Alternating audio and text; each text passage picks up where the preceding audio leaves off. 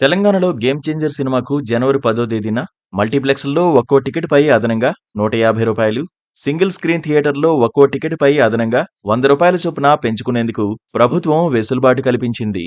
జనవరి 11 నుంచి రోజూ 5 షోల నిర్వహణకు అనుమతిస్తున్నట్లు ఉత్తర్వులు విడుదల చేసింది. ఈ నెల 11 నుంచి 19 వరకు మల్టీప్లెక్స్‌ల్లో టికెట్లపై అదనంగా రూ. 100, సింగిల్ స్క్రీన్ థియేటర్‌లో టికెట్‌పై అదనంగా రూ. 50 చొప్పున ధరలు పెంచుకోవడానికి రాష్ట్ర ప్రభుత్వం అనుమతిచ్చింది. గొర్ల భరత్‌రాజ్ అనే యువకుడు జనవరి 10వ తేదీన ఉదయం 4:30 సినిమా ప్రదర్శనకు అనుమతి ఇవ్వడంపై తీవ్ర అభ్యంతరం వ్యక్తం చేస్తూ లంచ్ మోషన్ పిటిషన్ దాఖలు చేశారు.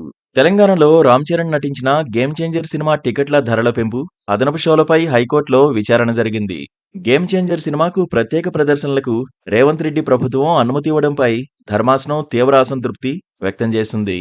బెనిఫిట్ షోలు రద్దు చేస్తామని ప్రకటించిన తర్వాత ఇప్పుడు ప్రత్యేక షోలకు అనుమతి ఇవ్వడం ఏంటని హైకోర్టు ప్రశ్నించింది.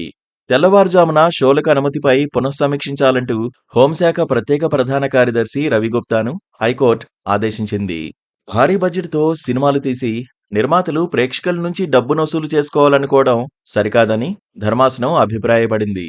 2021లో జారీ అయిన జీవో ప్రకారమే టికెట్ల ధరలు ఉండాలి.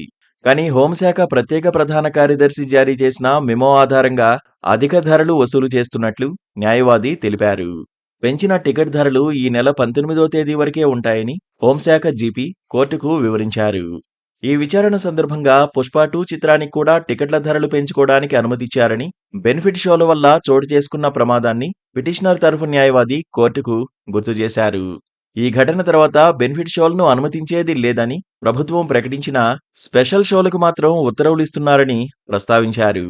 ఈ నేపథ్యంలో స్పెషల్ షోలకు ఉత్తర్వులివ్వడమంటే బెనిఫిట్ షోకు అనుమతించడం లాంటిదేనని ధర్మాసనం అభిప్రాయపడింది. అర్ధరాత్రి వేళ షోలకు అనుమతిస్తే ఇంటికొచ్చేసరికి ఎంత సమయం అవుతుందని హైకోర్టు ప్రశ్నించింది. అభివృద్ధి అంటే అర్ధరాత్రి తర్వాత బయట తిరగడం కాదని, సమయానికి నిద్రపోవడం కూడా ముఖ్యమే కదా అంటూ చురకలంటించింది. ప్రేక్షకుల భద్రతను దృష్టిలో ఉంచుకుని నిర్ణయాలు తీసుకోవాలని ధర్మాసనం కీలక సూచనలు చేసింది. తదుపరి విచారణను ఈ నెల 24వ తేదీకి వాయిదా వేసింది. ఈ క్రమంలో సంక్రాంతికి విడుదలయ్యే డాకు మహారాజ్, సంక్రాంతికి వస్తున్న సినిమాల అదనపు షోలలో ప్రభుత్వం సవరణలు చేసింది. హైకోర్టు ఆదేశాల మేరకు అర్ధరాత్రి 1 గంటకు, తెల్లవారుజామున 4 గంటలకు అనుమతి నిరాకరించింది. Please do subscribe to Please do subscribe to Please do subscribe to Please do subscribe to Please do subscribe to Please do subscribe to KTV Telugu. KTV Telugu. KTV Telugu. KTV Telugu. KTV Telugu. KTV Telugu. Please do subscribe to KTV Telugu.